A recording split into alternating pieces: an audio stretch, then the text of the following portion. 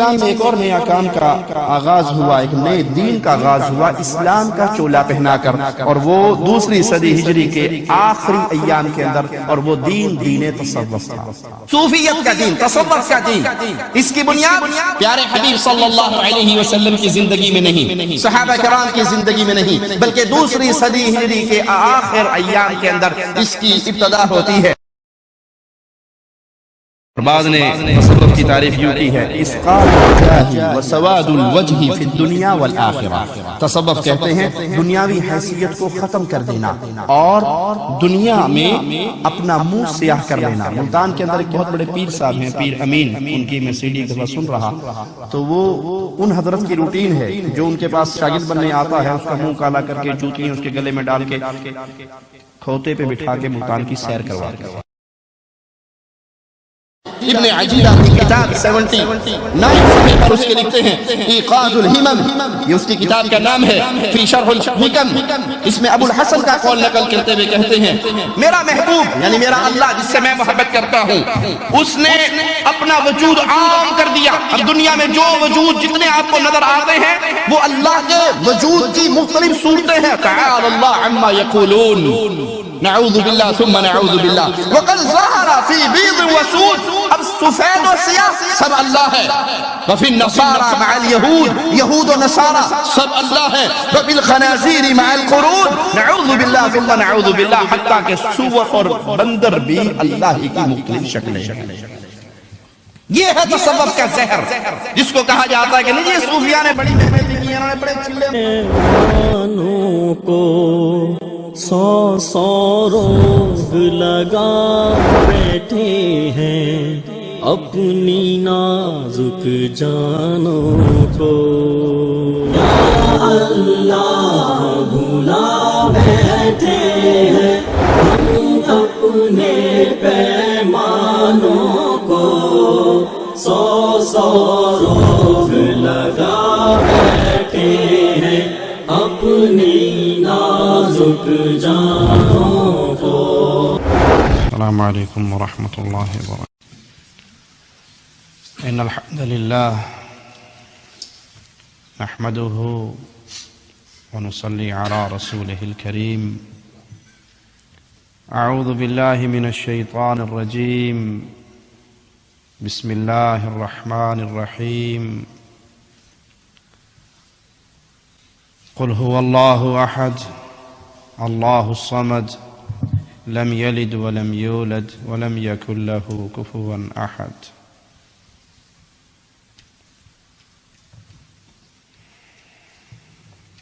ہمارے پیارے بھائی نے رسول کریم صلی اللہ علیہ وسلم کی شان میں بہت پیارے اشعار پڑھے ہیں۔ اللہ سے دعا ہے اللہ محبت رسول کا چراغ ہر مسلمان کے سینے میں جلتا رکھے۔ نبی کی محبت علیہ الصلاۃ والسلام وہ عظیم خزانہ ہے، جس کو یہ مل گئی اس کو دنیا اور جہاں کی ہر خیر مل گئی۔ سائل نے آگے پوچھا تھا یا رسول اللہ صلی اللہ علیہ وسلم قیامت کب آئے گی؟ آپ نے پوچھا تھا قیامت کی تیاری میں کیا عمل کیے ہیں؟ وہ کہنے لگا کہ عملوں کا تو خاص کوئی ڈھیر میرے پاس نہیں ہے، ہاں میں اللہ اور اس کے رسول سے پیار کرتا ہوں۔ تو آپ نے کہا خوش ہو جا، جو جس سے پیار کرتا ہے وہ جنت میں اسی کا ساتھی بنا دیا جائے گا۔ سیدنا انس فرماتے ہیں یہ جملے سن کے اتنی خوشی ہوئی کہ اتنی خوشی ایمان لانے کے بعد اور کسی بات سے نہیں ہوئی۔ اور میں اعلان کرتا ہوں لوگوں گواہ رہنا، میں محمد کریم صلی اللہ علیہ وسلم سے پیار کرتا ہوں، ابو بکر سے پیار کرتا ہوں، عمر سے پیار کرتا ہوں، اور اللہ سے دعا کرتا ہوں میرے عمل ان کے برابر ان کے مقابلے کے نہیں ہیں، لیکن اس محبت کی وجہ سے اللہ مجھے بھی ان کا پڑوس عطا فرمائے گا۔ لیکن اشعار میں سے ایک شعر بھائی نے یہ بھی پڑھا کہ محمد کریم صلی اللہ علیہ وسلم عرش پہ اللہ سے ملے، اس کا ذکر نہ قرآن میں ہے نہ حدیث میں ہے، بلکہ رسول اللہ صلی اللہ علیہ وسلم سے پوچھا گیا کہ آپ نے اللہ کو دیکھا ہے؟ رضی اللہ عنہما سے روایت ہے، پیارے حبیب سے پوچھا گیا کیا آپ نے اللہ کو دیکھا ہے؟ کہا وہ تو نور، اس کو کیسے دیکھا جائے؟ تو رسول کریم صلی اللہ علیہ وسلم عرش پہ گئے، کسی صحیح حدیث میں اس کی بھی صراحت نہیں، اللہ لے گیا اپنے نبی کو جہاں تک میرے مولا نے چاہا وہاں تک لے گیا، اور جو عطا فرمانا تھا میرے رب نے عطا فرمایا۔ لیکن یہ جو قصہ عوام الناس میں مشہور ہو گیا کہ اللہ کے نبی صلی اللہ علیہ وسلم عرش پہ گئے، 70,000 نور کے پردوں کو ہٹا دیا گیا اور آپ آمنے سامنے بیٹھ گئے اور بالکل قریب ہو گئے، یہ من گھڑت قصہ ہے جس کی صحیح حدیث سے ہمیں کوئی دلیل نہیں ملتی۔ پیارے بھائیو، یہ دین اسلام اللہ مالک کا اپنی مخلوق کی طرف بھیجا ہوا آخری دین ہے۔ محمد کریم صلی اللہ علیہ وسلم دنیا میں بھیجے جانے والے آخری رسول ہیں، آپ کے بعد کوئی نبی نہیں، اور امت محمدیہ کے بعد کوئی امت نہیں۔ ہمارے حبیب علیہ الصلاۃ والسلام آخری رسول، آپ کی امت آخری امت۔ شیطان جس کو جنت سے نکالا گیا، وہ مسلمانوں کا، انسانوں کا، اولاد آدم کا کھلا ہوا دشمن ہے، اور اس کی دشمنی چھپی بھی نہیں ہے، اوپن ہے، دو ٹوک ہے، واضح ہے۔ وہ جب جنت سے نکالا گیا اس نے اس دشمنی کا اعلان اسی وقت کر دیا تھا، اور اس نے کہا تھا قال فبما اغویتنی، ان کی وجہ سے مجھے دھتکارا ہے نا، اس کی وجہ سے میرے اوپر مار پڑی ہے، تو اب میں تیرے سیدھے راستے پہ بیٹھ جاؤں گا، جگہ جگہ پہ بیٹھوں گا، ورغلاؤں گا، اور تیرے بندوں کی اکثریت کو اپنے پیچھے لے کے جہنم کا ایندھن بناؤں گا۔ میرے مولا مالک نے کہا تھا جو میرے مخلص بندے ہیں ان پہ تیرا وار نہیں چل سکتا، جو تیرے ہیں وہ تیرے پیچھے چلیں گے۔ اللہ سے دعا ہے اے مالک، تیرے بندے آج تیرے گھر میں بیٹھ کے تجھ سے سوالی ہیں، ہمیں ان میں شامل فرما دے جو تیرے مخلص بندے شیطان کے وار سے محفوظ رہیں گے۔ شیطان کے وار سے بچنے کا ایک بڑا آسان طریقہ ہے کہ ہم شریعت محمدیہ علیہ الصلاۃ والسلام کے اوپر گامزن رہیں، وگرنہ شیطان نے جو کہا سچ کر دکھایا، شیطان نے جو کہا وہ راہوں پہ بیٹھا۔ شیطان اگر شیطان کے روپ میں بیٹھے تو اس کے پیچھے چلے گا؟ شیطان اوریجنل شکل میں آ کے کہے کہ میرے پیچھے چلو، اس کی بات کون مانے گا؟ شیطان نے روپ دھارے ہیں، شکلیں بنائی ہیں، جیسے رسول اللہ صلی اللہ علیہ وسلم اپنے اصحاب کو سکھانے کے لیے ایک لائن لگاتے ہیں، اس کے سائیڈوں پہ ترچھی لائنیں لگاتے ہیں، اور پھر کہتے ہیں یہ سیدھی لائن، یہ سیدھا راستہ، یہ صراط مستقیم، یہ میرا راستہ ہے۔ اور جو یہ سائیڈوں پہ ٹیڑھی لائنیں ہیں، ہر ٹیڑھے راستے پہ شیطان بیٹھا ہے، اپنی طرف بلا رہا ہے، اور جو اس کے پیچھے جائے گا وہ جہنم کا ایندھن بنے گا۔ مالک بیان فرماتا ہے وَلَقَدْ صَدَّقَ عَلَيْهِمْ إِبْلِيسُ ظَنَّهُ، ابلیس نے جو کہا تھا سچ کر دکھایا۔ فَاتَّبَعُوهُ إِلَّا فَرِيقًا مِّنَ الْمُؤْمِنِينَ، تو اس کے پیچھے بہت لوگ دوڑے سوائے اہل ایمان کا ایک گروہ، وہ اس کے ہتھ کنڈوں سے بچا رہا، مگر نہ انسانیت ابلیس کے پیچھے چلتی ہوئی گمراہی کے اندر جا گری۔ سابقہ امتوں کو شیطان نے کئی طریقے سے الجھایا۔ یہودیوں کے پاس علم تھا، عمل نہیں تھا، وہ جانتے تھے، مانتے نہیں تھے۔ رسول اللہ صلی اللہ علیہ وسلم کو جب خبر ہوئی ایک یہودی بچے کے مرنے کی، آپ اس کے گھر میں گئے،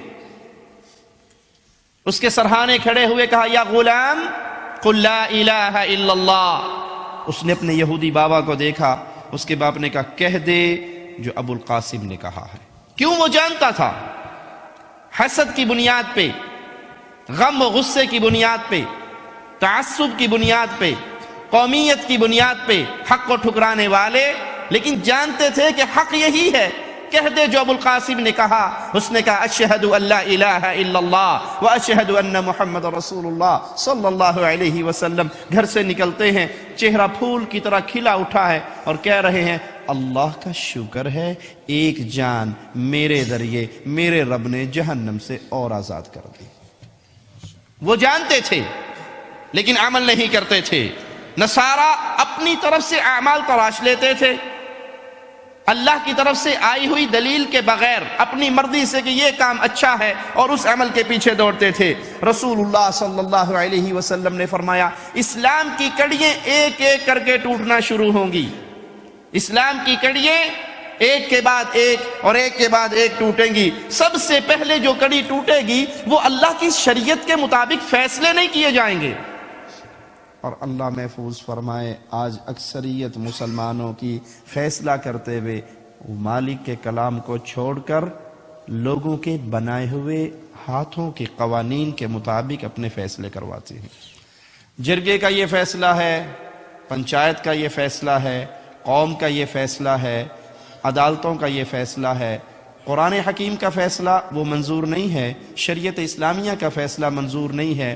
یہ رونا کسی کا کیا روئیں, کلمہ پڑھنے والوں کی اپنی اکثریت کا یہ حال ہے. انہیں حل بتایا جائے کہ آپ کے اس جھگڑے کا حل اللہ کی کتاب میں یہ ہے, سنت رسول اللہ صلی اللہ علیہ وسلم میں یہ ہے. کہیں گے جی ٹھیک ہے لیکن ہم نے فیصلہ وہیں پہ جا کے کروانا ہے جہاں پہ کتاب اللہ اور سنت رسول اللہ کے مطابق نہیں بلکہ انگریزوں کے بنائے ہوئے یا اسمبلیوں کے بنائے ہوئے یا جرگوں کے بنائے ہوئے اپنے ہاتھوں کے تراشے ہوئے قانون کے مطابق فیصلہ کرتا ہے. یہ پیارے حبیب کی بتائی ہوئی خبر ہے کہ سب سے پہلے اسلام کی جو کڑی ٹوٹے گی وہ فیصلے اللہ کے حکم کے مطابق نہیں بلکہ لوگوں کے ہاتھوں کے تراشے ہوئے قوانین کے مطابق ہوں گے. اور آخر میں جو کڑی ٹوٹے گی وہ نماز کی کڑی ہوگی. اور آج یہ بھی ٹوٹ گئی. مسلمانوں کی اکثریت نمازوں سے غافل ہے. اسلام کا دعویٰ ہے, دین کا دعویٰ ہے. آج ایک صاحب سے ہماری عصر کے بعد ملاقات ہوئی. ان کی گفتگو, اس گفتگو کو آپ سنیں تو لگے گا جیسے پورے مسلمانوں کا سب سے بڑا غم اسی کے دل میں ہے. انہوں نے کہا جی آج اللہ کی حکومت قائم نہیں ہے, خلافت کا نظام ہونا چاہیے, اللہ کی حکومت غالب ہونی چاہیے, فلاں ہونا چاہیے, وہ بادشاہی نظام ایسا ہے, اس ملک کا نظام ایسا ہے, اس ملک کا نظام ایسا ہے. میں ان کو سمجھاتا رہا کہ مسلمانوں پہ ضروری ہے کہ وہ اپنی حیثیت کے مطابق اللہ کی شریعت کا پیغام پہنچاتے رہیں. اتنے میں عصر کا وقت ہو گیا. میں نے کہا آئیے اٹھے نماز پڑھتے ہیں. کہا میرے تو کپڑے ٹھیک ہوئے نہیں جی, میں نہیں پڑھنی, تسی پڑھ لو. اس کی گفتگو سنیں تو شاید پوری خلافت اسلامیہ کا غم اسی کے دل میں سمایا ہوا ہے. اور نماز کا وقت ہوا تو کہا جی وہ انشاءاللہ پھر صحیح اسی نماز پھر پڑھا گے. پیارے نبی صلی اللہ علیہ وسلم نے سچ فرمایا کہ پھر آخری کڑی جب دین کی ٹوٹے گی وہ نماز کی کڑی ہوگی. آج اکثریت مسلمانوں کی مسلمان ہے, وہ چاہتی ہے کہ ہم مریں تو ہمارا جنازہ پڑھا جائے. وہ چاہتی, عجیب بات ہے, جس نے خود ساری زندگی نماز نہیں پڑھی اس کا جنازہ نہ پڑھو تو پوری قوم لڑنے کے لیے تیار. جی ساڈا پیو مریا تو جنازہ نہیں پڑھیا. اس نے بھائی خود کبھی نماز نہیں پڑھی, اس کا جنازہ پڑھو جو بیچارہ خود نماز پڑھتا تھا, جو خود بے نماز ہے. نہ اس کے غسل کی ضرورت ہے. میں دلائل کی بنیاد پہ کہہ رہا ہوں, جذبات کی بنیاد پہ نہیں. جو مستقل نماز کا تارک ہے نہ اس کے لاشے کو غسل دینا چاہیے, نہ اس کی لاش کو کفن دینا چاہیے, نہ اس کی لاش کا جنازہ پڑھنا چاہیے. جیسے کہ مردار کو زمین میں پھینک کے مٹی ڈال دیتے ہو, بے نماز کا حق شریعت محمدیہ میں یہ ہے. اس کو اس طرح مٹی کے حوالے کر دو جس نے خود کبھی رب کے سامنے سر نہیں جھکایا. اب مرنے کے بعد آپ کہہ رہے ہو اللہم اغفر لہ وارحمہ, اس کو کیا حق ہے کہ اس کا جنازہ ادا کیا جائے؟ پیارے نبی نے فرمایا آخری کڑی جو ٹوٹے گی وہ نماز کی کڑی ہوگی. صحیح مسلم میں پیارے نبی صلی اللہ علیہ وسلم کا یہ فرمان ہے, اصحابی, میرے صحابہ, میرے ساتھی, میرا گروہ, وہ آپ کے لیے ڈھال ہے, امت کے لیے ڈھال ہے. جب تک صحابہ زندہ رہیں گے تو امت پہ جو فتنوں کے آنے کا ایک وعدہ کیا گیا ہے وہ رکے رہیں گے. جس طرح تارے آسمان کے لیے ڈھال ہیں, جب قیامت آئے گی تارے ٹوٹیں گے, آسمان بھی توڑ دیا جائے گا. صحابہ کرام امت مسلمہ کے لیے ڈھال ہیں. جب تک یہ صحابہ کی جماعت باقی رہے گی امت مسلمہ فتنوں سے بچی رہے گی. اور جب صحابہ کرام کو اٹھا لیا جائے گا تو پھر میری امت پر وہ آئے گا جس سے میری امت کا وعدہ کیا گیا ہے. امام نووی رحمہ اللہ اس حدیث کی شرح میں بیان کرتے ہیں کہ صحابہ کے بعد دین میں بدعات کا اضافہ ہوگا، فتنوں کا اضافہ ہوگا، ایسے ایسے فتنوں کے دروازے کھلیں گے جو دروازے صحابہ کرام کے دور میں نہیں تھے، وہ فتنے نمودار ہوں گے۔ تو معیار حق صرف منہج صحابہ ہے۔ اگر آج کوئی یہ چاہے کہ میں حق کو پالوں تو اس کو لوٹنا پڑے گا ابو بکر، عمر، عثمان، علی، طلحہ، زبیر، سعد، سعید رضوان اللہ علیہم اجمعین کے منہج کی طرف دیکھنا پڑے گا۔ ہر مسئلے میں، وہ کائنات کا کوئی مسئلہ ہو، اگر اس مسئلے کا تعلق شریعت محمدیہ سے ہے، اس مسئلے کا تعلق ثواب سے ہے، اس مسئلے کا تعلق اللہ کی رضا سے ہے، تو ثواب میں سب سے زیادہ حریص محمد کے صحابہ تھے صلی اللہ علیہ وسلم۔ وہ عید میلاد کا مسئلہ ہو یا ختم شریف کا مسئلہ ہو، دیکھنا پڑے گا صحابہ کرام کی زندگی میں یہ میلاد کا مہینہ آیا، میرے پیارے نبی کی پیدائش کا مہینہ آیا، کیا صحابہ نے چراغاں کیے، کیا آپ نے جلوس نکالے، کیا آپ نے جلسے کیے، کیا آپ نے بیت اللہ کے ماڈل بنا کر جانوروں کے اوپر اونٹوں پہ رکھ کے مدینہ شریف اور مکہ میں گھمائے؟ کیا اصحاب بدر نے یہ عمل کیا؟ کیوں؟ مالک اعلان کر رہا ہے اگر تم ایمان لے کر آؤ جیسے محمد کے صحابہ ایمان لے کر آئے، فقد اہتدوا، پھر تم ہدایت یافتہ ہو، پھر تمہارے لیے کہا جائے گا کہ یہ راہ ہدایت کے راہی ہیں، کہ یہ اس راستے پہ چلے ہیں جس راستے پہ اصحاب رسول اللہ صلی اللہ علیہ وسلم چلے۔ لوگ دلیل دیتے ہیں جی کہ آپ تو ویسے سختی کرتے ہیں، کیا خیال ہے؟ صحابہ نے مسجدوں میں ہیٹر لگائے تھے، صحابہ نے مسجد میں کارپیٹ بچھائے تھے، صحابہ نے کی مسجد کی جو چھتیں تھی وہ کنکریٹ کی تھی، صحابہ کی مسجدوں میں یہ لکڑی کا کام ہوا تھا، تو آپ پھر یہ مسجد میں کیوں کرتے ہیں؟ ہم کہتے ہیں بھائی جس عمل کی بنیاد پہ اجر و ثواب کی امید رکھی جائے اس کو دین سمجھ کے، عبادت سمجھ کے، وہ دیکھنا پڑے گا اصحاب رسول اللہ صلی اللہ علیہ وسلم کی زندگی کی طرف۔ ہمارے علماء نے کبھی یہ فتویٰ نہیں دیا کہ کارپٹ والی مسجد میں نماز پڑھو گے تو ایک نماز آپ کو 49 کروڑ کا ثواب ملے گا، اور کچی مسجد میں اگر نماز پڑھا تو ایک نماز کا ایک ہی ثواب ملے گا۔ اس کا عبادت سے تعلق نہیں ہے، اس کا تعلق اللہ کی رضا کے ساتھ نہیں ہے کہ آپ نے مسجد میں اگر یہ کام کر لیا، پکی بنا لی، کچی بنا لی، یہ آپ کی ضروریات ہیں جس کے مطابق آپ مسجد بنا رہے ہو۔ جس چیز کو عبادت کہا جاتا ہے، جس پہ آپ اجر و ثواب کی امید رکھتے ہو، جس کو آپ اللہ کی طرف سے دی ہوئی عید سمجھتے ہو، تو وہاں لوٹنا پڑے گا ابو قحافہ کے بیٹے کے گھر کی طرف کہ ابو بکر صدیق نے 12 ربیع الاول کو یا 9 ربیع الاول کو اپنے گھر میں موم بتیاں جلائی، اگربتیاں جلائی۔ یہ عبادت ہے، اور عبادت کے اندر منہج ہمیشہ محمد الرسول اللہ صلی اللہ علیہ وسلم کے اصحاب ہیں۔ اور یاد رکھیے یہ اصول ہے، جو چیز دین کے نام پہ مشہور ہوئی صحابہ کرام کے دور کے بعد، جس کو صحابہ نے دین سمجھ کے اس پہ عمل نہیں کیا، جس کی دلیل سنت رسول اللہ صلی اللہ علیہ وسلم سے نہیں ملی، وہ گمراہی ہے، وہ بدعت ہے، وہ دین کے اندر نیا کام ہے۔ دین اسلام میں ایک اور نیا کام کا آغاز ہوا، ایک نئے دین کا آغاز ہوا اسلام کا چولا پہنا کر، اور وہ 2 صدی ہجری کے آخری ایام کے اندر، اور وہ دین تصوف تھا، صوفیت کا دین، تصوف کا دین۔ اس کی بنیاد پیارے حبیب صلی اللہ علیہ وسلم کی زندگی میں نہیں، صحابہ کرام کی زندگی میں نہیں، بلکہ 2 صدی ہجری کے آخر ایام کے اندر اس کی ابتدا ہوتی ہے۔ ملا جامی صوفی اپنی کتاب نفحات الانس کے صفحہ 60 پر لکھتے ہیں، ابو ہاشم الصوفی جس کا نام عثمان بیان کیا جاتا ہے، یہ دنیا میں پہلا شخص تھا جس کو صوفی کہا گیا۔ اگر یہ دین تصوف، یہ صوفیاء کا دین، ہمارے ہاں بڑا ڈھنڈورا پیٹا جاتا ہے جی آپ کیا سمجھتے ہیں، ان بر صغیر میں جتنا اسلام پھیلا ہے صوفیاء نے تو پھیلایا ہے۔ ہم کہتے ہیں واقعی بات مانتے ہیں ہم آپ کی، صوفیاء نے پھیلایا ہے، لیکن کون سا اسلام جو محمد رسول اللہ لے کر آئے تھے وہ والا اسلام نہیں صلی اللہ علیہ وسلم۔ وہ اسلام جو 25% ہندوؤں سے لیا گیا، 25% عیسائیوں سے لیا گیا، کچھ یونان کا فلسفہ جوڑا گیا، اور کہیں اگر مندروں کے اندر بھجن گائے جا رہے ہیں تو انہوں نے مزاروں پہ بیٹھ کے قوالیاں گانی شروع کر دی۔ یہ والا اسلام تھا جس کو صوفیاء نے پھیلایا، جس کے پھیلنے سے اللہ کی توحید غالب نہیں آئی بلکہ قبروں کی پوجا کا دور دورہ ہوا، اور یہ ایسی بری لت پڑ گئی کلمہ پڑھنے والوں کو، اب انہوں نے پوجا کرنی ہے بھلے کسی چیز کی کروا لو۔ جہلم کے قریب ایک دریائے جہلم میں ایک گندا نالا گرتا ہے، میرے پاس اس کے ویڈیو پروف موجود ہیں، تو وہ سارے جہلم کا کچرا، گندا ناپاک پانی اس دریا کے اندر جاتا ہے، اور وہاں ایک بہت بڑا برگد کا درخت بھی لگا ہوا ہے، پوجنے والوں کو موقع مل گیا، اس درخت کے ساتھ انہوں نے کپڑے لٹکا لیے اور اس کی پوجا شروع ہو گئی، ساتھ ایک قبر بھی بن گئی۔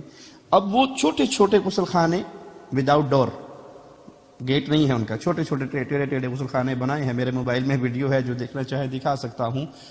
اس گندے کچرے والے پانی میں، ناپاک پانی میں آ کے نہاتے ہیں اور پھر ان غسل خانوں میں گھس کے صاف پانی سے نہاتے ہیں اور سمجھتے ہیں کہ جی ماشاءاللہ ماشاءاللہ کرامتاں ہی پیر صاحب دی انہاں نے، جیڑا ایتھے نہاندا کھرک مک جاندی ہے۔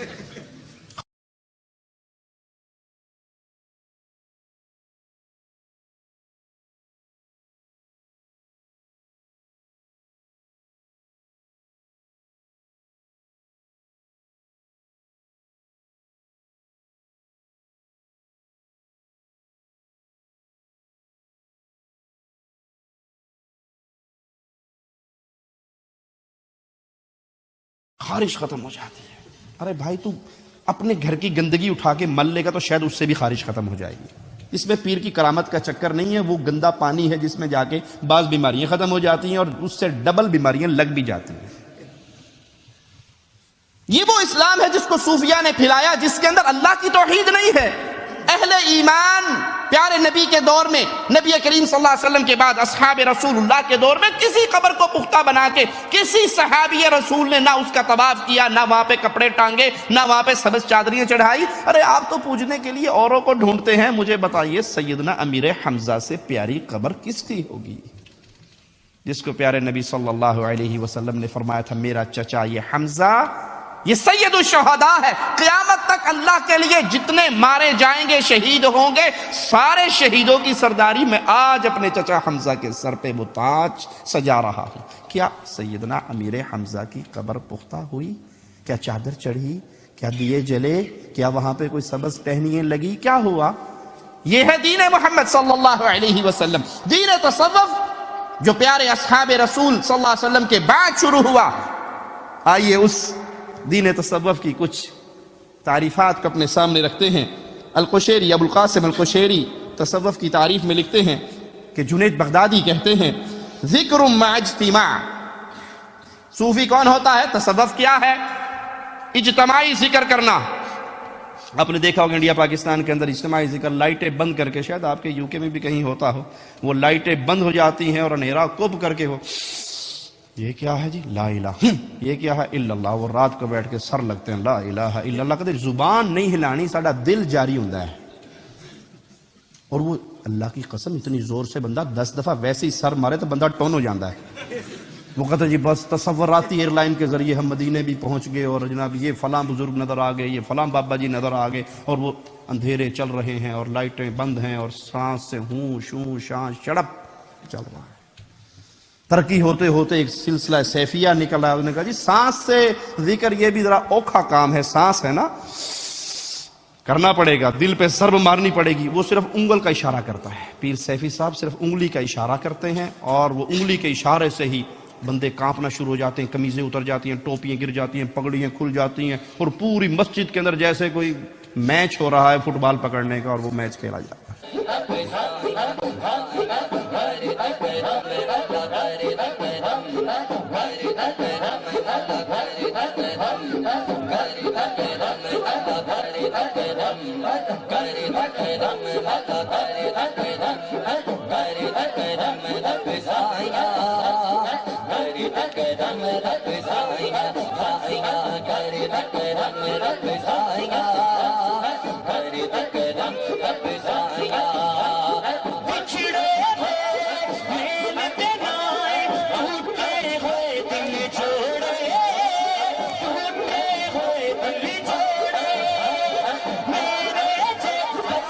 سارے دریا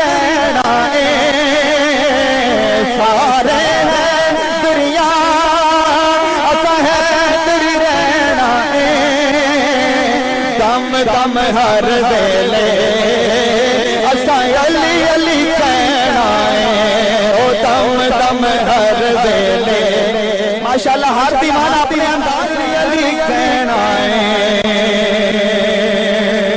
تو حضرت خواجہ غلام، یہ کیا ہے؟ یہ دین ہے، یہ دین رسول اللہ نہیں ہے صلی اللہ علیہ وسلم۔ یہ وہ دین ہے جس کی تعریف القشیری کر رہا ہے، ذکر مع اجتماع، اجتماعی طور پہ بیٹھ کے ذکر کیا جائے، ووجد مع استماع، اور قوالی ہو تو سب پہ دھمال پڑ جائے، سب پہ وجد آ جائے۔ قوالی ہوتی ہے تو دیکھتے ہیں آپ جب سماع ہوتا ہے اور بندے وجد میں آتے ہیں اور پھر آہستہ آہستہ آہستہ آہستہ دھنیں اونچی ہوتی ہیں اور بندہ تھرکنا شروع کرتا ہے اور ناچنا شروع کرتا ہے، پھر کہتا ہے جی بس جی اللہ والے جی پہنچ گئے جی، حال آ گیا ان کو۔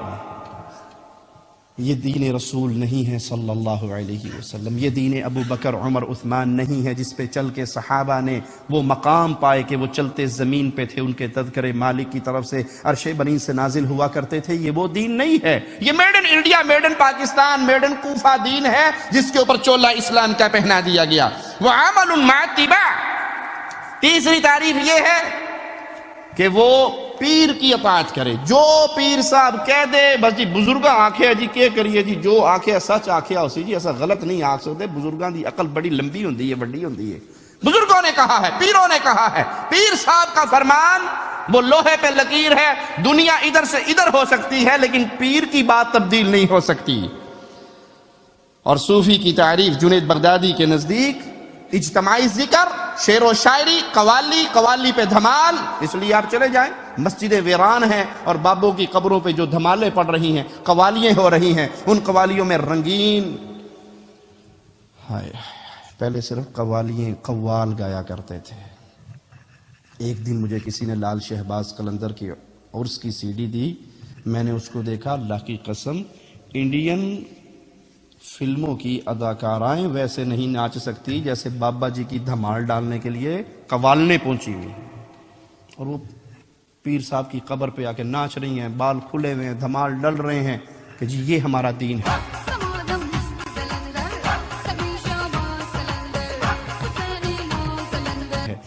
اس دین پھر کہیں گے تساں کنے ہو جی، آٹے چ نمک ہو جی، تساں کیا کر دیو، کیا گلاں کر دیو، آٹے چ نمک ہو۔ او بھائی ڈانس بھی دیکھنے کو مل جائے، گانے سننے کو مل جائے، عورتوں کے ساتھ لڑکیوں کے ساتھ بیٹھنا مل جائے، اور اسلام میں ہم کیا کہتے ہیں جی عورت پہ نظر پڑ جائے تو کون سی نظر حلال ہے؟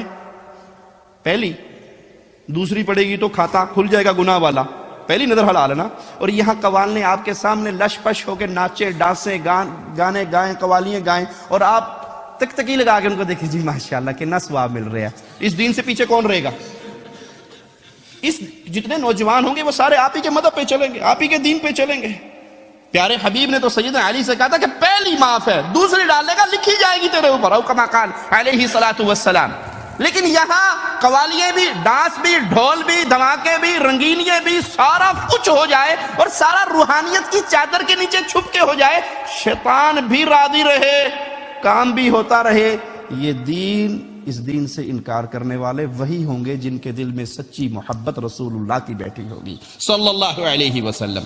اسی لیے عبد الوہاب شعرانی طبقات الکبریٰ جلد 1 صفحہ 78 پر ابو یعقوب یوسف بن حسین الرازی کے بارے میں لکھتے ہیں، کان رضی اللہ عنہ اذا سمع القرآن، کہ ہمارے جو یہ پیر صاحب تھے، بابا جی تھے، یہ صوفی صاحب تھے، جب یہ قرآن سنتے لا تقطر دمعۃ واذا سمع شعرا قامت قیامت، ان کے سامنے جتنا مرضی قرآن پڑھا جاتا ان کی آنکھ سے ایک قطرہ نہ گرتا، آنسو کا ایک قطرہ نہ گرتا۔ اور اگر ایک قوالی کا جملہ سنا دیا جاتا نا جی بڑی بڑی سرکار بڑی میری کوٹی قسمت کرتے ہری قامت قیامت، ایسے وجد میں آتے کہ انہوں سامنا اکھا ہو جاندہ۔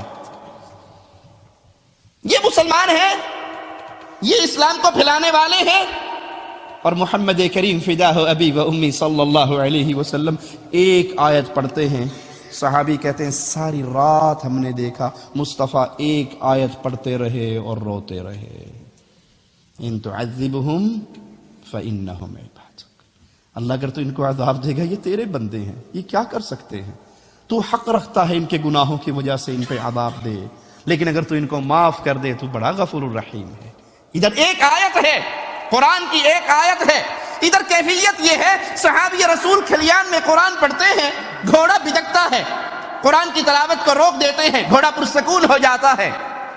یہ رات سلسلہ چلتا رہا، قرآن کی تلاوت سے گھوڑا وہ چلتا رہا۔ صبح آ کے پیارے حبیب صلی اللہ علیہ وسلم کو کہا میں رات کھلیان میں قرآن پڑھتا تھا تو گھوڑا اچھلتا تھا۔ آپ نے کہا میرے ساتھی آسمان سے فرشتے قرآن کی تلاوت سننے کے لیے آئے ہوئے تھے. یہ وہ ہے پیارے حبیب داخل ہوئے مسجد میں، عبداللہ ابن مسعود رضی اللہ عنہ ارضا قرآن پڑھ رہے. سیدنا عبداللہ کو نہیں پتا کہ پیارے نبی صلی اللہ علیہ وسلم پیچھے آئے. آپ خاموشی سے قرآن سن رہے ہیں اور عبداللہ ابن مسعود کی تلاوت ہو رہی ہے. آپ اتنے خوش ہوئے، آپ نے فرمایا جو یہ چاہے قرآن کو ویسے پڑھے جیسے یہ نازل ہوا تو ابن مسعود کی قرات پہ پڑھا کرے. یہ قرآن حکیم ہے. پیارے حبیب پوچھتے ہیں ابی مجھے قرآن سناؤ. اللہ کے نبی صلی اللہ علیہ وسلم قرآن تو آپ پہ نازل ہوا، میں آپ کو سناؤں؟ ہاں ابی مجھے قرآن سناؤ. اللہ کے نبی یہ تو آپ پہ نازل ہوا، میں آپ کو سناؤں؟ ابی مجھے قرآن سناؤ. اس لیے سناؤ اللہ نے حکم دیا ہے ابی سے قرآن سناؤ. ابی کی آنکھوں میں آنسو آ گئے. یا رسول اللہ صلی اللہ علیہ وسلم اللہ سمعنی، میرے مولا نے میرا نام لیا ہے؟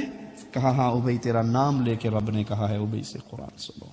یہ صحابہ کی زندگی ہے. قرآن حکیم کو سنتے دو صحابی پہرے پہ کھڑے ہیں. ایک صحابی کی ڈیوٹی ہے پہرے کی، دوسرا کہتا تم پہرا دے لو میں آرام کر لیتا ہوں، پھر میری باری آئے گی تم آرام کر لینا، میں کھڑا ہو جاؤں گا. یہ پہرے پہ کھڑے ہو کے نماز کا آغاز کر دیتے ہیں. دشمن تیر مارتا ہے، پہلا تیر لگا نماز جاری رہی، دوسرا تیر لگا نماز جاری رہی، تیسرا تیر لگا. نماز ختم کرتے ہیں اور اپنے ساتھی کو اٹھاتے ہیں اور کہتے ہیں میرے یہ تیر نکالنا. وہ حیران ہو کے کہتا ہے بھائی جب آپ کو پہلا تیر لگا آپ نے مجھے کیوں نہیں اٹھایا؟ آپ نے نماز کیوں نہیں چھوڑ دی؟ کہا سورۃ کہف کی تلاوت شروع کی ہوئی تھی، مجھے شرم آئی کہ اس تکلیف کی وجہ سے میں سورۃ کہف کی تلاوت چھوڑ دوں. مجھے اللہ کے نبی کی لگائی ہوئی ڈیوٹی کا احساس نہ ہوتا میں یہ قرآن پڑھتا ہی رہتا. میں نے اس لیے اٹھایا ہے کہ میری ڈیوٹی پر حرف نہ آ جائے. اور یہاں صوفی صاحب کا حال ہے کہ اگر وہ قوالی سن لیتے، شعر و شاعری سن لیتے تو بس پھر ان کو اوپر ایسا اثر ہوتا کہ وہ ان کو سنبھالنا مشکل ہوتا. اور قرآن ساری رات بھی کوئی پڑھتا رہتا تو آنکھ کے اندر ایک قطرہ بھی آنسو کا نہ آتا. اور بعد نے تصوف کی تعریف یوں کی ہے اسقاط الجاہ و سواد الوجہ فی الدنیا والآخرہ. تصوف کہتے ہیں دنیاوی حیثیت کو ختم کر دینا اور دنیا میں اپنا منہ سیاہ کر لینا. ملتان کے اندر ایک بہت بڑے پیر صاحب ہیں، پیر امین، ان کی میں سی ڈی ایک دفعہ سن رہا تو وہ ان حضرت کی روٹین ہے کہ جو ان کے پاس شاگرد بننے آتا ہے اس کا منہ کالا کر کے جوتیاں اس کے گلے میں ڈال کے کھوتے پہ بٹھا کے ملتان کی سیر کرواتے ہیں. کیوں؟ وہ کہتے ہیں یہ نال من ماریا جاندہ ہے جی، من اندر دا نفس ماریا جاندہ ہے.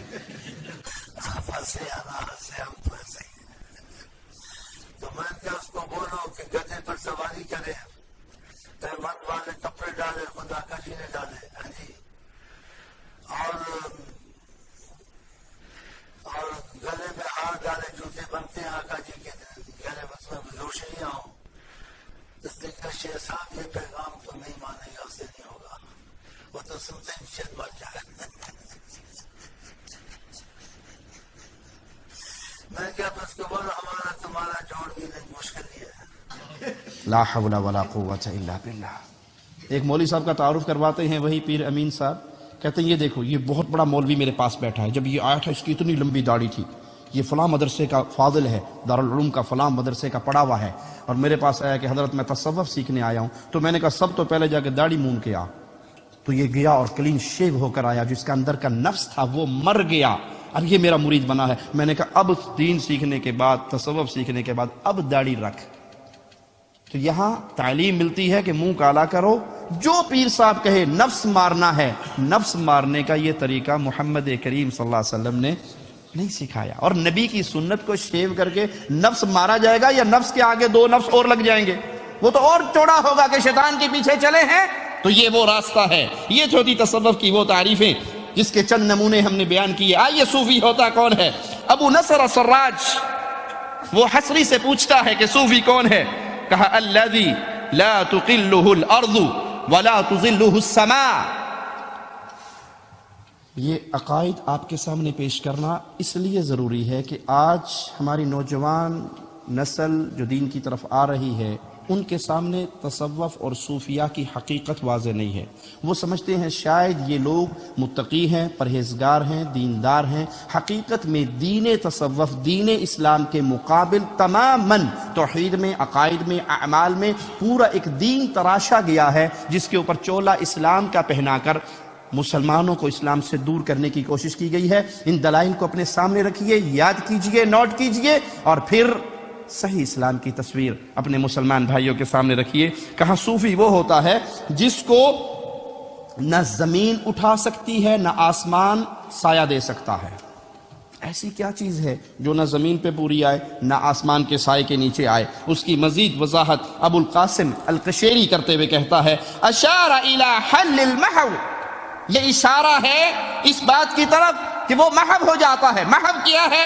اس کی تفسیر معجم اصطلاحات صوفیہ میں کاشانی لکھتا ہے فناء افعالہ فی افعال الحق، صوفی جو ہوتا ہے وہ اپنے اعمال ختم کر کے اللہ کے اندر شامل ہو جاتا ہے۔ نعوذ باللہ ثم نعوذ باللہ، یہ ہے تصوف، اپنے آپ کو فنا کرنا۔ آپ نے وہ شعر بارہا سنا ہوگا، فنا فی اللہ کی تہ میں بقا کا راز مضمر ہے، جسے مرنا نہیں آتا اسے جینا نہیں آتا۔ صوفیاء کے ہاں ایک ٹرم ہے فنا فی الشیخ، فنا فی الرسول، فنا فی اللہ۔ پہلے انسان شیخ میں فنا ہوتا ہے، وہ ذکر کرتا ہے کہ کوئی نہیں ہے یہاں پہ، صرف میرا شیخ ہے، اسے ہر چیز پہ شیخ کی تصویریں چلتے پھرتے نظر آتی ہیں۔ اس سے اگلی سٹیج فنا فی الرسول، پھر وہ اپنے آپ کو رسول میں فنا کرتا ہے، اور آخری سٹیج ہے فنا فی اللہ، پھر صوفی اللہ بن جاتا ہے اور اللہ کے افعال میں فنا ہو جاتا ہے۔ یہ کفر کا عقیدہ ہے، اس کا دین اسلام سے کوئی تعلق نہیں ہے۔ فنا افعالہ فی افعال الحق، اپنے اعمال کو ختم کر دینا اور اللہ کے افعال کے اندر شامل ہو جانا۔ علی حجویری کشف المحجوب صفحہ 69 پر لکھتے ہیں صوفی وہ ہوتا ہے جو خود کو فنا کر کے حق کے ساتھ جا ملے، اللہ کے ساتھ جا ملے۔ اسی لیے صوفیاء جب اس رنگ میں رنگے جاتے ہیں تو پھر وہ اعلان کرتے ہیں انا الحق، میرے اندر اب اللہ آ چکا ہے، نعوذ باللہ ثم نعوذ باللہ، میں حق ہوں۔ یہاں پہ یہ یاد رکھیے، یہ کوئی پرانی باتیں نہیں ہیں جو کتابوں میں لکھی اور دفن ہو کے ختم ہو گئی، آج بھی صوفیاء کے یہی عقائد ہیں۔ نوری بوری والا ابھی چند ماہ پہلے یا شاید 1 سال پہلے لاہور میں مرا ہے، اس کا قوال اس کو سامنے بٹھا کے قوالی گاتا ہے جو یوٹیوب پر موجود ہے۔ وہ کہتے ہیں لوگ کی عرشاں اتے لبدے نے رب بوری والے دے اولے آ بیٹھا۔ یہ مطلب غیر بینوں کی سمجھ میں کس طرح آوے،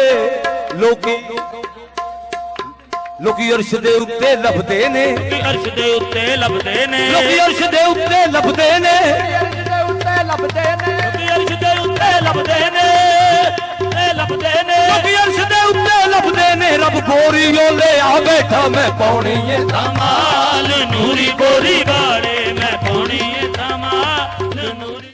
لوگ اللہ کو عرش پہ تلاش کرتے ہیں، حالانکہ اللہ عرش پہ نہیں ہے۔ یہ پیر نوری بوری والا جو ہے یہ بھی اب اللہ ہی بن چکا ہے اور اللہ میں فنا ہو چکا ہے اور اللہ کی صورت میں ہمارے سامنے بیٹھا ہے۔ یہ ہے وہ کفر کا عقیدہ جو صوفیاء نے اہل ایمان میں پھیلایا کہ کائنات کی ہر چیز نعوذ باللہ وہ اللہ کی مختلف صورتیں ہیں، آپ اس کو سمجھ نہیں سکتے۔ حقیقت پہ غور کرو گے تو وہ اتو اور چیز ہوگی، اندر سے وہ الہ ہوگا۔ اسی لیے ابن عربی زندیق جس نے اس تصوف کے عقیدے کو پروان چڑھایا، اس کا ایک شعر آپ کو سنا دوں، یا لیت شعری من المکلف، بندہ ہے، مجھے نہیں پتا اسلام کس کے لیے آیا ہے، اگر یہ کہیں کہ اسلام بندے کے لیے آیا، بندہ تو خود اللہ ہے، یہ تو رب ہے، اس کے اسلام کی کیا ضرورت ہے؟ اگر کہیں رب کے لیے اسلام آیا تو رب کو اسلام کی کیا حاجت ہے؟ بندہ خدا ہے، خدا بندہ ہے، ظاہر میں بندہ ہے، حقیقت میں خدا ہے۔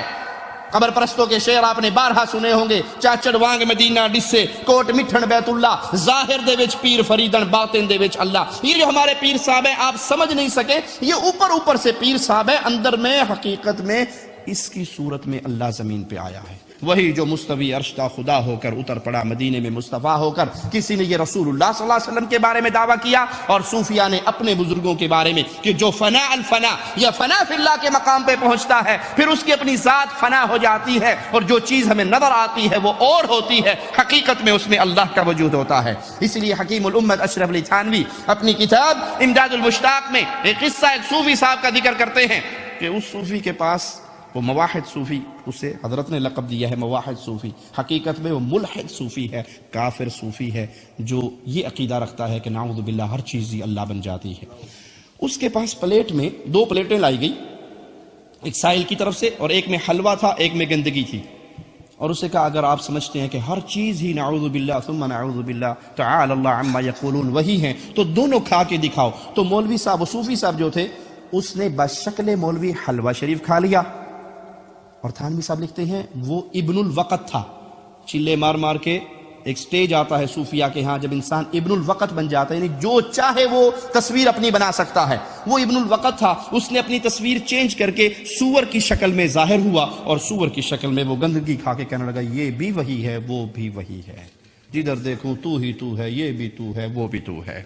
النفحات الاقدسیہ میں محمد بہاؤ الدین البیطار ایک صوفی بزرگ کا قول نقل کرتے ہیں جس سے آپ کو تصوف کا کفر واضح ہوگا، جس کو سمجھنے کے بعد عقیدہ وحدت الوجود. ہمارے دروس میں آپ یہ لفظ سنتے ہیں عقیدہ وحدت الوجود، آپ کہتے ہیں جی یہ کیا ہے، ہمیں سمجھائیں تو صحیح. عقیدہ وحدت الوجود یہ ہے کہ کائنات میں جتنا وجود ہے وجود حقیقی نعوذ باللہ اللہ کا ہے. یہ صورتیں مختلف آپ کو نظر آ رہی ہیں، یہ حقیقت میں اللہ ہی کی صورتیں ہیں. اس کے لیے من گھڑت جھوٹی روایت کا سہارا لیتے ہیں. کنت کنزا مخفیا، میں چھپا ہوا خزانہ تھا، میرے جی میں آیا کہ میں اپنا آپ اوپن کروں، ظاہر کروں. اب دنیا میں آپ کو جو چیزیں بھی نظر آئیں گی وہ نعوذ باللہ اللہ ہی کے مختلف روپ ہوں گے، وہ انسان کی شکل میں ہوں یا حیوان کی شکل میں.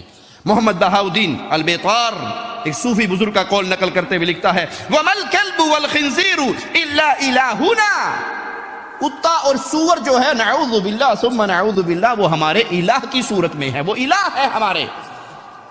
کلب اور خنزیر یہ الہ ہے ہمارے. وَمَا اللَّهُ إِلَّا رَاهِبٌ فِي كَنِيسَةٍ، اور اللہ جس کو تم سمجھتے ہو نا اللہ تو کنیسہ میں بیٹھا ہوا، گرجے میں بیٹھا ہوا پادری ہے، وہ الہ نہیں ہے. وہ گرجے میں بیٹھا ہوا جو پادری ہے وہی اللہ ہے.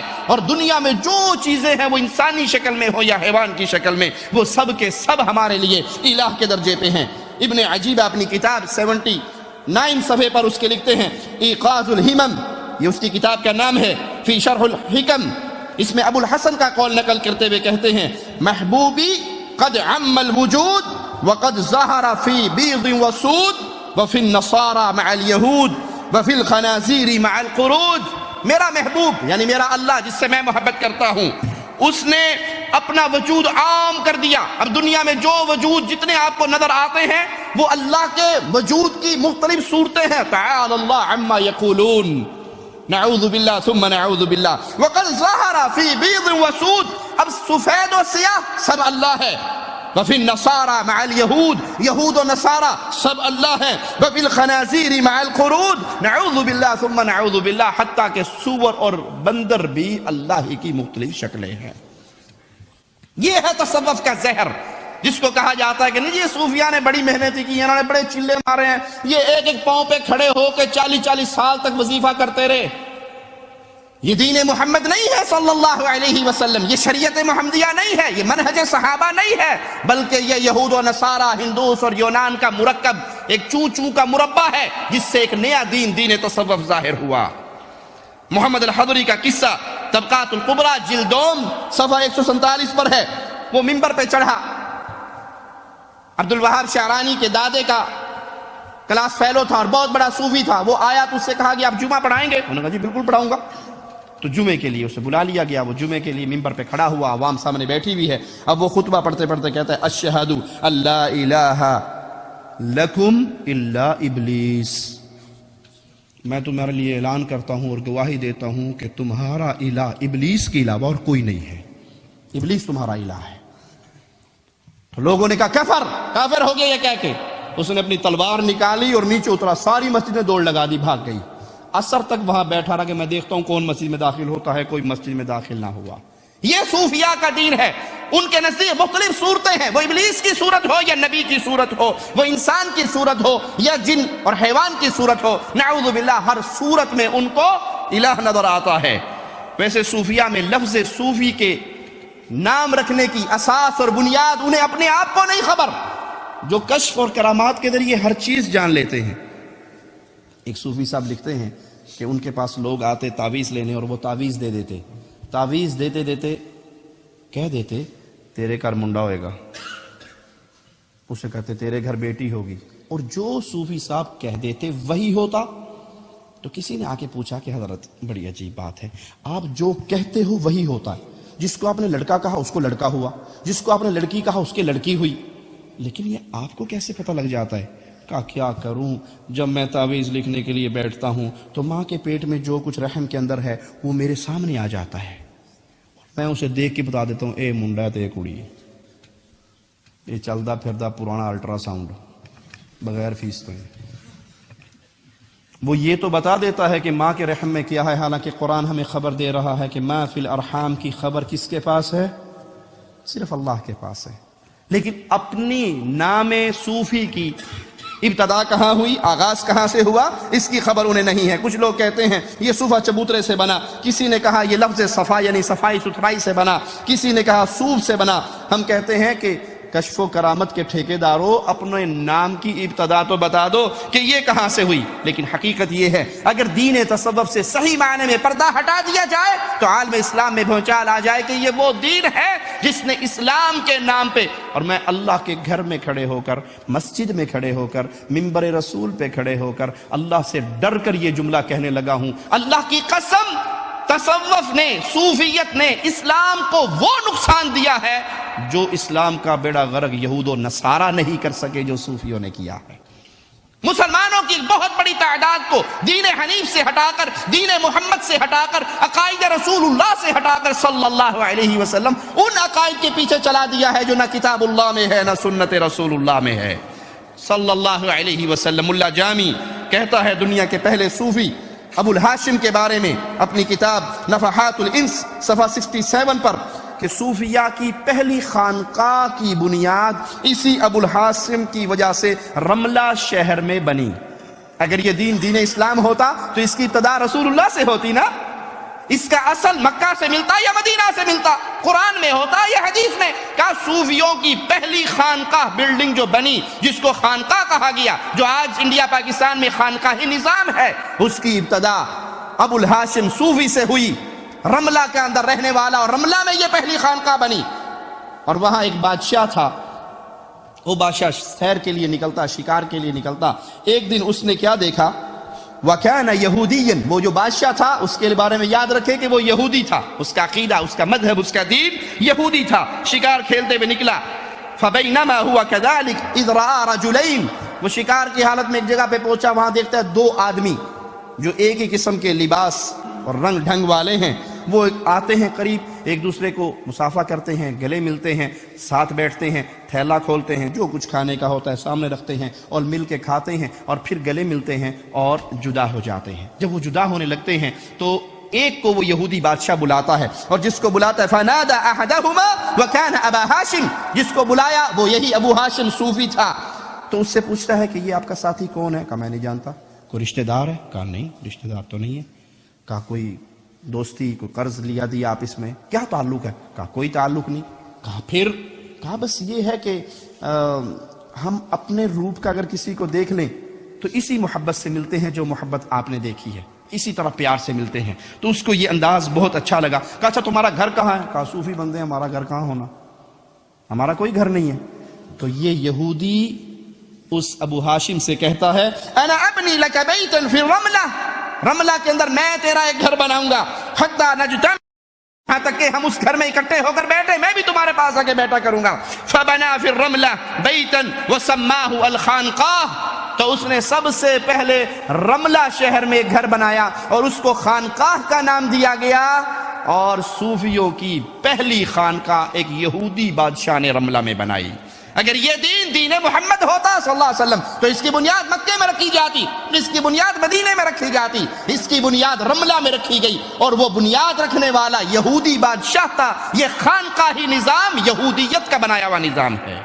یہ تھی تصوف کی ابتدا، اور شروع ہی سے آپ تصوف کو دیکھیں گے کہ وہ دین اسلام سے ٹکرانے والا. اسلام نام ہے قال اللہ وقال الرسول کا. اگر آپ کے سامنے اسلام کو پیش کیا جائے یا آپ اسلام کو پیش کرنا چاہیں تو اسلام کی ویری سمپل ڈیفینیشن کیا ہے؟ قال اللہ وقال الرسول. قرآن میں یہ آیا ہے، حدیث میں یہ آیا ہے، یہ اسلام ہے. اس کے علاوہ اور کوئی چیز اسلام؟ بڑی سادہ سی مثال، بڑی سادہ سی تعریف اسلام کی. اللہ نے یہ حکم دیا اور رسول اللہ صلی اللہ علیہ وسلم نے یہ کر کے دکھایا.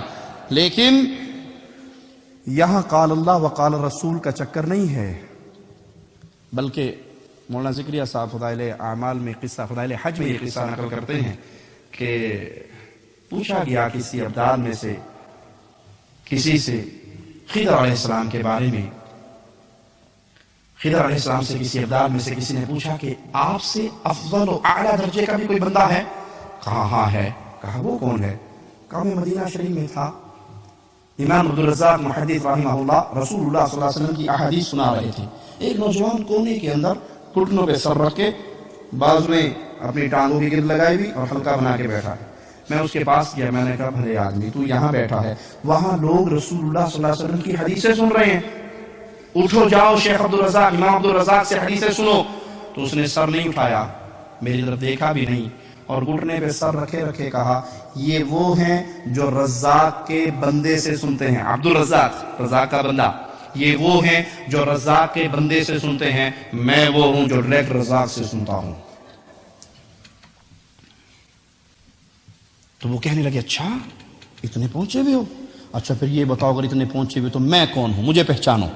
اگر واقعی تم اللہ کے اتنے بڑے ولی ہو کہ تمہیں حدیث رسول کی بھی ضرورت نہیں, ڈائریکٹ اللہ سے ہی پوچھ لیتے ہو کہ کیا حلال ہے کیا حرام ہے, مجھے بتاؤ میں کون ہوں. تو انہوں نے نظر اٹھائی, میری طرف دیکھا اور کہا اگر فراست صحیح کام کرتی ہیں تو آپ خضر علیہ الصلوۃ والسلام ہیں. تو میں سمجھ گیا کہ اللہ کے بعد ولی ایسے بھی ہیں جو مجھ سے بھی افضل و اعلیٰ مقام رکھتے ہیں. انا للہ و انا الیہ راجعون. ابو بکر صدیق کے پاس ایک عورت آتی ہے کہ مرنے والے کی وراثت میں سے, اس کے رشتہ دار نہیں ہوں, نانی ہوں یا دادی ہوں, وراثت میں میرا حصہ کتنا ہے. ابو بکر صدیق کون ابو بکر؟ پیارے حبیب نے کہا تھا مسجد میں کھلنے والے سارے دروازے بند کر دو, کھڑکیاں بند کر دو, ابو بکر کی کھڑکی بند نہ کرنا. ابو بکر صدیق رضی اللہ عنہ وارضا, اس کے بارے میں پیارے حبیب نے کہا تھا اللہ اس دھرتی پہ جتنے لوگوں نے تیرے نبی پہ احسان کیا, تیرے نبی نے ان کے احسانات دنیا کے اندر ہی چکا دیے, ابو بکر کے بدلے میں نہیں دے سکا, تو ہی دینا قیامت کے دن. وہ ابو بکر صدیق آپ کے پاس آنے والی آتی ہے کہ کچھ دے دو بیت المال میں سے, کہا کیا دوں, ختم ہو گیا, بٹ گیا سارا, کیا دوں, اب تو کچھ نہیں ہے. کہا پھر, اگلے سال آنا. وہ مومنہ کہتی ہے اگلے سال آئی اور آپ کو نہ پایا, کیا معنی؟ اگر آپ فوت ہو چکے ہوئے تو پھر کیا کروں گی, کیا کہو گے؟ یہ بھی بابن سی, اس کا بھی عقیدہ تھا کہ نبی فوت ہو سکتے ہیں, اور نبی فوت ہو گئے تو میں کیا کروں گی, کس کے پاس جاؤں گی. یہ جی باپ بھی بڑے گستاخ ہے, کہتے ہیں نبی فوت ہو گئے. نبی فوت کہنے والا تو گستاخ ہے, واجب القتل ہے, اس کی تو گردن مار دینی چاہیے. یہ نبی کے سامنے کہہ رہی ہے عورت, میں آؤں آپ کو نہ پاؤں, کہاں جاؤں؟ کہا تو آئے اور اگر مجھے نہ پائے تو میرے ابو بکر کے پاس آنا. وہ ابو بکر اس سائلہ سے کہتے ہیں مجھے رسول اللہ کی حدیث کی خبر نہیں ہے اس مسئلے میں, لوٹ جا, میں اپنے ساتھیوں سے پوچھوں گا, اگر کسی کو حدیث کا علم ہوا تو تجھے بتاؤں گا, وگرنہ. اور یہاں صوفی صاحب کہہ رہے ہیں کہ ہمیں حاجت ہی نہیں, یہ تو وہ ہیں جو رزاق کے عبد سے سنتے ہیں اور ہم ڈائریکٹ اللہ سے سنتے ہیں. یہ صوفیہ اہل ایمان پہ طنز کرتے ہوئے کہتے ہیں تمہارا دین سارا مردوں کا دین ہے. یہ شیطان نے ان کو سکھایا کہ پڑھنا لکھنا مشکل کام ہے نا, تو پڑھنے لکھنے کی ضرورت نہیں ہے, تمہارا دین مردوں کا دین ہے, ہمارا دین زندوں کا. فلان لقی فلان, فلاں سے ملا, وَأَخَذَ مِنْ عِلْمِهِ وَكَتَبَ مِنْهُ الْكَثِيرُ, اس نے اس سے حدیثیں سیکھی, علم حاصل کیا اور اپنی کتاب میں نوٹ کیا, حدیثیں لکھی. فلاں سے ملا اور اس کا علم اس نے محفوظ کیا. فقال ابو یزید مساکین اخذوا علمهم من میت واخذنا علمنا عن الحی الذی لا يموت. یہ مسکین ہیں, یہ محدثین, یہ رسول کی حدیثیں لکھنے والے, یہ مساکین اور فقراء ہیں. کیوں؟ مردوں سے علم حاصل کرتے ہیں. واضح کر دو مردوں سے علم کا کیا معنی. جب محدث حدیث بیان کرتا ہے تو وہ اپنے استاد سے کہتا ہے میں نے سنی, اس نے اپنے استاد سے سنی, اس نے اپنے استاد سے سنی, اس نے تابعی سے سنی, تابعی نے صحابی سے سنی, صحابی نے رسول اللہ سے سنی. اب امام بخاری کہاں ہیں؟ فوت ہو گئے. علی بن مدینی کہاں ہیں؟ ان کے استاد فوت ہو گئے. صحابہ فوت ہو گئے. رسول اللہ صلی اللہ علیہ وسلم اللہ کی جنتوں میں چلے گئے, دنیا چھوڑ گئے, فوت ہو گئے دنیا کے لحاظ سے, برزخ میں زندہ ہیں, اخروی زندگی کے ساتھ دنیاوی زندگی ختم ہو گئی. تو صوفی کہتا ہے کہ ان کا سارا علم مساکین اخذوا, یہ انہوں نے علم حاصل کیا, علمہم من میت, مردوں سے حاصل کیا, لیکن ہم نے زندہ رب سے حاصل کیا جس پہ موت نہیں آئے گی.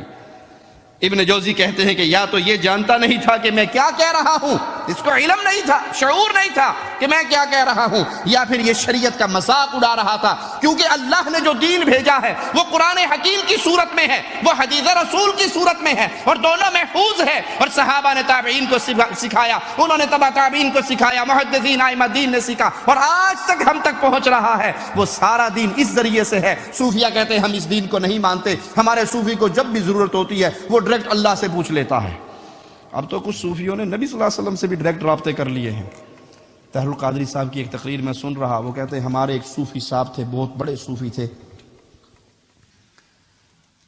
ان کے پاس لوگ حدیثیں ٹھیک کرنے کے لیے، اپنی روایات صحیح کرنے کے لیے، سند ٹھیک کرنے کے لیے آیا کرتے تھے، تو وہ سر نیچے کر کے بیٹھے رہتے، شاگرد حدیث پڑھتا، اگر حدیث ٹھیک ہوتی تو صوفی صاحب سر ٹھیک رکھتے، اسی طرح رکھتے، اور اگر حدیث میں کوئی مسئلہ ہوتا، حدیث ٹھیک نہ ہوتی تو صوفی صاحب منڈی ہلا دیتے۔ شاگردوں نے ایک روایت سنائی، صوفی صاحب نے سر اٹھایا اور گردن ہلا دی، غلط۔ شاگردوں نے بحث کی کہ حضرت اس کے راوی ٹھیک ہیں، کوئی جھوٹا نہیں، کوئی کذاب نہیں، کسی کا زمانہ دوسرے سے مختلف نہیں، ساری یہ ثقہ راویوں کی روایت ہے، اس میں کوئی ایسی چیز نہیں جس پہ آپ غلط کہیں۔ کہا تم سند کی بات کرتے ہو، میں سند کو دیکھوں، یہ وہ سامنے رسول اللہ صلی اللہ علیہ وسلم کھڑے ہیں اور کہہ رہے ہیں کہ میں نے یہ حدیث بیان نہیں فرمایا۔ حضرت شیخ روز بہان بقلی شیراز کے ایک بڑے کامل ولی اللہ عارف تھے اور مفسر بھی، عالم بھی تھے، صاحب تفسیر ہیں، تفسیر روز بہان بقلی کہلاتی ہے، عرائس البیان، بڑے عارف تھے، وہ حدیث پڑھاتے تھے اور خاموشی سے بڑے بڑے محدثین اپنی اسانید حدیث کی درست کرنے کے لیے ان کی بارگاہ میں آتے، بڑے بڑے اکابر محدث۔ شیخ روز بہان بقلی صوفی، ولی اللہ عاشق، ولی اللہ عارف تھے، صاحب نور تھے، خاموشی سے بیٹھے رہتے، وہ حدیث طلباء محدث ہوتے، پڑھتے، آپ سماع کرتے، آپ چپ رہتے تو سمجھتے وہ کہ حدیث صحیح ہے، چپ رہتے تو سمجھتے ہیں سند صحیح ہے، جس حدیث پر سر اٹھاتے اور اس طرح کر دیتے وہ سمجھتے کہ نہیں، اس کی سند صحیح نہیں۔ تو ایسے ہوا کہ محدثین طلباء نے حدیث پڑھی، آپ نے سر اٹھا کے اس طرح کر دیا، انہوں نے کہا حضرت یہ تو اس کی سارے اسانید میں تمام رجال ثقہ ہیں اور سند مضبوط ہے، حدیث مقبول ہے، فلاں فلاں فلاں محدثین نے اسماء الرجال میں، فن رجال کی کتابوں میں جرح کر کے اس کی تصحیح کی، توثیق کی، اس کی سند کو قبول اور مضبوط ثقہ کہا ہے۔ انہوں نے محدثانہ دلائل دیے، آپ سن کے مسکراتے رہے، فرمایا کہ آپ کی بات ختم ہو گئی؟ ختم ہو گئی۔ آپ نے فرمایا تم ابھی سند میں ہو، تمہاری ساری بحث سند تک ہے، سند سے آگے نہیں گئے، میں تمہاری سند کی بحث سنوں یا صاحب سند کا فرمان سنوں؟ انظر ھذا محمد رسول اللہ صلی اللہ علیہ وسلم یقول ما قلت ھذا، پردہ اٹھاؤ، یہ مصطفیٰ سامنے ہے اور فرما رہے عثمان میں نے یہ نہیں کہا۔ انا للہ و انا الیہ راجعون۔ یوں نبی صلی اللہ علیہ وسلم نے آ کر اپنی روایات کی تصدیق کرنی ہوتی تو جب علی اور عائشہ رضی اللہ عنہما کی فوجیں آمنے سامنے تھیں، نبی ان کی صلح کے لیے کیوں نہ آ گئے؟ جب عثمان رضی اللہ عنہ کو قید کر دیا گیا، گھر کے اندر نظر بند کر دیا گیا، نبی کریم صلی اللہ علیہ وسلم کیوں نہیں آ گئے؟ تو یہ صوفیاء کا عقیدہ ہے، وہ جب چاہے اللہ سے ملاقات کر لیں اور جب چاہے رسول اللہ صلی اللہ علیہ وسلم سے۔ ابن جوزی فرماتے ہیں کہ ابو سعید کندی کے بارے میں مجھے پتا چلا کہ وہ احادیث رسول بھی سیکھتا تھا اور صوفیاء کے درس میں بھی جایا کرتا تھا، ان کی مجلسوں میں بھی بیٹھا کرتا تھا۔ تو ایک دن ان کا پین، ان کی قلم دوات صوفیاء کے سامنے زمین پہ گر گئی، وہ چھپا کے رکھتے تھے تاکہ صوفیاء کو نہ پتہ لگے کہ میں حدیث بھی سیکھتا ہوں اور تمہارے پاس بھی آ کے بیٹھتا ہوں۔ تو ایک صوفی نے دیکھا کہ یہ قلم دوات والا، یہ محدثین کی لائن والا آدمی ہے، تو اسے یہ نہیں کہا اپنی قلم دوات اٹھاؤ، کہا تیری شرمگاہ گر گئی ہے، اس کو چھپا لو۔ صوفیاء کی جہالت یہاں تک بڑھی کہ الانوار القدسیہ میں صفحہ 86 پہ شعرانی بعض صوفیاء کا قول نقل کرتا ہے، الا بذکر اللہ تزداد الذنوب، اللہ کے ذکر سے دل میں گناہوں کا جذبہ بڑھتا ہے، گناہ زیادہ ہوتے ہیں، اللہ کے ذکر سے گناہ بڑھتے ہیں۔ وَتَنْطَمِسُ الْبَصَائِرُ وَالْقُلُوبُ، آنکھیں اور دل سیاہ ہو جاتی ہیں اللہ کے ذکر سے اور اللہ کی شریعت کو سیکھنے سے۔ حالانکہ ارشاد باری تعالیٰ ہے، مالک فرماتا ہے الا بذکر اللہ تطمئن القلوب، اللہ کا ذکر ایک ایسی چیز ہے جس سے دلوں کو سکون اور اطمینان ملتا ہے، اللہ کے ذکر سے دلوں کو اطمینان۔ میرے پیارے نبی صلی اللہ علیہ وسلم کو کوئی پریشانی ہوتی تو فوراً بلال کو کہتے بلال اذان دو، اذان سن کے پیارے نبی کو سکون ملتا، نماز پڑھ کے پیارے نبی صلی اللہ علیہ وسلم کو سکون ملتا۔ تو صوفیت کی تحریک علم دشمن تحریک ہے، جس کا علم سے تعلق نہیں، پڑھنے پڑھانے سے، لکھنے لکھانے سے تعلق نہیں۔ حالانکہ رسول اللہ صلی اللہ علیہ وسلم کا فرمان قید العلم، علم کو قید کرو، علم کو سیکھو۔ صحابہ نے کہا کیسے؟ فرمایا الکتابہ، لکھا کرو، لکھنے سے علم محفوظ ہوتا ہے، لکھنے سے علم قید ہوتا ہے۔ یہ طریقہ ہے علم سیکھنے کا، یہ طریقہ ہے صحابہ کا۔ پیارے نبی صلی اللہ علیہ وسلم کے ارشادات کو صحابہ لکھا کرتے۔ ایک صحابی لکھتے، کچھ صحابہ نے مشورہ دیا ہر بات نہ لکھا کرو، پوچھ پوچھ کے لکھا کرو۔ نبی صلی اللہ علیہ وسلم کبھی کسی روپ میں، کبھی غصے میں، کبھی پیار میں، کبھی محبت میں، انسان ہیں تو ہر بات نہیں لکھنی چاہیے۔ اگلے دن دیکھا صحابی کا قلم نہیں چل رہا، آپ نے پوچھا میرے ساتھی تو لکھتا نہیں ہے؟ کہا میرے صحابہ، میرے ساتھیوں نے مجھے یہ مشورہ دیا۔ کہا واللہ اکتب، اللہ کی قسم لکھ، محمد کے ہونٹوں سے سوائے حق کے کچھ ادا نہیں ہوتا۔ میں جو مرضی کہوں، جس مرضی حال میں کہوں، اللہ کا پہرا ہے۔ وما ينطق عن الهوى ان هو الا وحی یوحى۔ کائنات کا ہر آدمی اپنی مرضی سے بولتا ہے، امام کائنات صرف مولا مالک کی مرضی سے بولتے ہیں۔ اسلام کی بات، شریعت کی بات جب بھی ہوتی ہے وہ وحی کی روشنی میں ہوتی ہے۔ بدر کے قیدی لائے گئے، ان کے فدیے کی ایک صورت یہ مقرر کی رسول اللہ صلی اللہ علیہ وسلم نے کہ ہمارے بچوں کو لکھنا پڑھنا سکھا دو، تمہیں رہا کر دیا جائے گا۔ پیارے نبی تو لکھنے، پڑھنے، علم حاصل کرنے، دین سیکھنے کی تعلیم یوں دے، اور یہاں یہ کہا جاتا ہے کہ ضرورت نہیں ہے، جب ضرورت پڑے ڈائریکٹ اپنے اللہ سے پوچھ لو۔ جب صوفیاء نے قرآن و حدیث سے منہ موڑا تو پھر کفار کے راستے پہ چلے، ان کا لباس نصارہ سے لیا، رہبانیت نصارہ سے لی، خانقاہ یہودیوں نے بنا کے دے دی، وحدت الوجود اور جنگلوں کے اندر چلا کشی کرنا یہ ہندوؤں سے لے لی، ننگے پھرنا۔ آپ نے دیکھا نہیں انڈیا پاکستان کی سڑکوں کے کنارے کنارے کچھ نظر آتے ہیں نا، پہنچیے سرکار آنے کچھ نہیں آیا، سر سے لے کے پاؤں تک بالکل وداؤٹ ڈریس۔ وہ جی ایک نے جی، وہ جی دوسرا نہیں سمجھ دے جی، پہنچیے روح نے جی، بس جی لو لگ گئی جی، بس کے مست ہوں دینے جی، پہنچے ہوئے بڑے پہنچے ہوئے، ہم بھی کہتے ہیں پہنچے ہوئے ہیں، ایک ہی دھکا موت کا آخری لگنا ہے، کھو میں سیدھے جائیں گے۔ یہ کہاں سے لیا؟ آپ ہندوؤں کے فرقے کو دیکھ لیں، وہ بغیر ڈریس کے اپنے آپ انڈیا کے اندر گھومتے ہیں، وہاں سے پکڑ لی۔ انڈیا کا آپ نے مشہور، اگر کوئی انڈیا والے بزرگ ہمارے بیٹھے ہیں جانتے ہوں گے، ان کے ہاں کہتے ہیں پھینک کنکر نکلے شنکر۔ کیوں جی ہے ایسے؟ ہر کنکر میں شنکر، پھینک کنکر نکلے شنکر، ہر کنکر میں شنکر۔ ان کے ہاں ہر پتھر کے اندر، ہمارے ہاں کہتے ہیں جدھر دیکھوں تو ہی تو، ادھر بھی تو، ادھر بھی تو۔ تو یہ تصوف کا عقائد یہ قرآن سے ثابت نہیں ہے، یہ رسول اللہ صلی اللہ علیہ وسلم کی حدیث سے ثابت نہیں ہے، بلکہ یہ گمراہی کا ایک دروازہ ہے۔ اللہ سے دعا ہے اللہ ہمیں حق سچ کہنے، سننے، عمل کرنے اور آگے پہنچانے کی توفیق عطا فرمائے۔ اقول قولی ھذا واستغفر اللہ لی ولکم ولسائر المسلمین فاستغفروہ انہ ھو الغفور الرحیم۔